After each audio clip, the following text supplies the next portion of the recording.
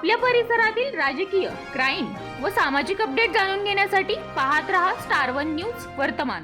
विटा शहर आणि खानापूर तालुक्यात सुरू असलेल्या मोठ्या प्रमाणातील गौण खनिज उत्खननाच्या विरोधात आता प्रशासन आणि संघटना आमने सामने असल्याचे चित्र दिसत आहे। विटे शहरामध्ये मोठ्या प्रमाणात गौण खनिजाचे उत्खनन माफियांकडून सुरू असून यामुळे नागरिकांना त्रास सहन करावा लागत असल्याची तक्रार पुढे आली होती। याच पार्श्वभूमीवर सिंहसेनेच्या वतीने विटा तहसील कार्यालयासमोर जोरदार आंदोलन छेडण्यात आले होते। या आंदोलनानंतर तहसील कार्यालय खानापूर विटा महसूल शाखेकडून अधिकृत पत्र जारी करण्यात आले आहे। या पत्रामध्ये प्रशासनाने नमूद केले आहे की संबंधित तक्रारीची दखल घेण्यात आली असून पोलीस निरीक्षक विटा पोलीस ठाणे तसेच उपप्रादेशिक परिवहन अधिकारी सांगली यांना आवश्यक कार्यवाहीसाठी पत्रव्यवहार करण्यात आला आहे। तसेच गौण खनिज वाहतूक करणाऱ्या वाहनांची तपासणी करण्यासाठी स्थिर पथक कार्यरत असल्याची माहितीही देण्यात आली आहे। बोगस नंबर प्लेट, जुने नंबर प्लेट आणि नियमबाह्य वाहतूक यावर कार्यवाही सुरू असल्याचे प्रशासनाने स्पष्ट केले आहे। दरम्यान सिंहसेनेच्या वतीने करण्यात आलेल्या आंदोलनामुळे प्रशासनाला तातडीने भूमिका घ्यावी लागल्याची चर्चा शहरात रंगत आहे। नागरिकांच्या सुरक्षेचा प्रश्न ऐरणीवर असताना प्रशासनाकडून प्रत्यक्ष आणि कठोर कार्यवाही होणार का याकडे आता प्रशासनाच्या पुढील कार्यवाहीकडे नागरिकांचे लक्ष लागून राहिले आहे।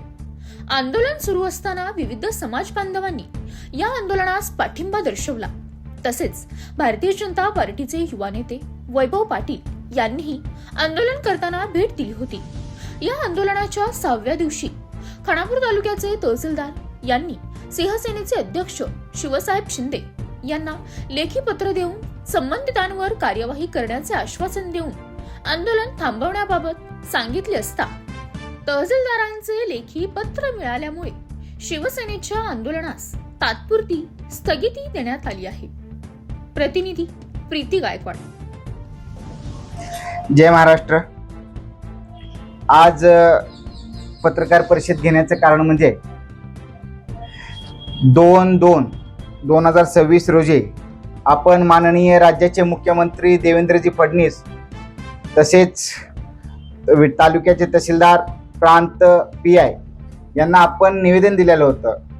ते निवेदन असं होतं की तालुक्यामध्ये मोठ्या प्रमाणामध्ये चालत असलेले डंपर आणि त्या डंपरच्या माध्यमातून आपल्या विटा शहरामध्ये 2 कुटुंबे उद्ध्वस्त झाले। 2 लोकांची त्या ठिकाणी जीव गमवावा लागला।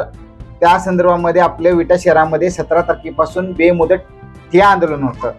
ते ठिय्या आंदोलनचा कालचा 7वा दिवस होता आणि ते ठिय्या आंदोलन गेले 7 दिवस चालू राहिलं।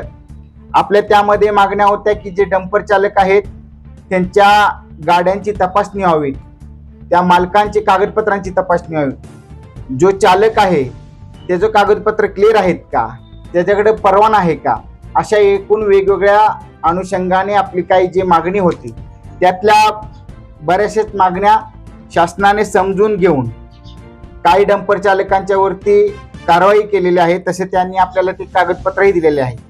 त्यानंतर गेले 7 दिवस आंदोलन चालत असताना तालुक्यातील वेगवेगळ्या माध्यमातून वेगवेगळ्या नागरिकांनी, वेगवेगळ्या संस्थांनी, राजकीय नेत्यांनी त्या ठिकाणी आपल्याला पाठिंबाही दिला। मग ते विटा नगरपालिकेचे माजी नगराध्यक्ष वैभव पाटील असतील, राष्ट्रवादी पक्षाचे तालुका अध्यक्ष पंकज डबडे असतील, त्यांचे सहकारी असतील किंवा इतरांना पक्ष आहेत, त्यांनी आपल्याला या ठिकाणी येऊन आपल्याला जाहीर पाठिंबा दिला। मुळात प्रशासनाकडे आमची अशी मागणी आहे की एकूण जी डंपर आहे त्यांच्यावरती तुम्ही कारवाई करा, त्यांचे फिटनेस तपासा, त्यांना प्रशासनाची धाक असली पाहिजे। ह्या मंडळींच्यावरती कोणती प्रशासनाची धाक व कोणतेच म्हणजे कसलीच त्यांना भीती नाही प्रशासनाच्या माध्यमातून। तर यासाठी आपले हे आंदोलन चाललं। प्रशासनाने आपल्याला आश्वासन दिले आहे की आम्हाला थोडी तुम्ही वेळ द्या, येणाऱ्या 5-6 दिवसामध्ये उर्वरित जे काय आपल्या मागण्या आहेत त्या आम्ही पूर्णपणे पार पाडू। आणि दुसरी गोष्ट आपल्याला तेही सांगितलेलं आहे की आपली मागणी होती की जे डंपर चालक आहेत इतर त्या सर्वांची बैठक लावा, त्यांना आपण समज द्या, त्यांची कागदपत्र क्लिअर आहेत का हेही पहा.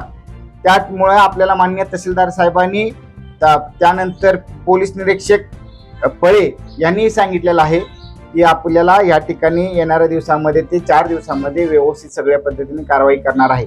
आपण हे आंदोलन काल तात्पुरतं स्थगित केलेलं आहे.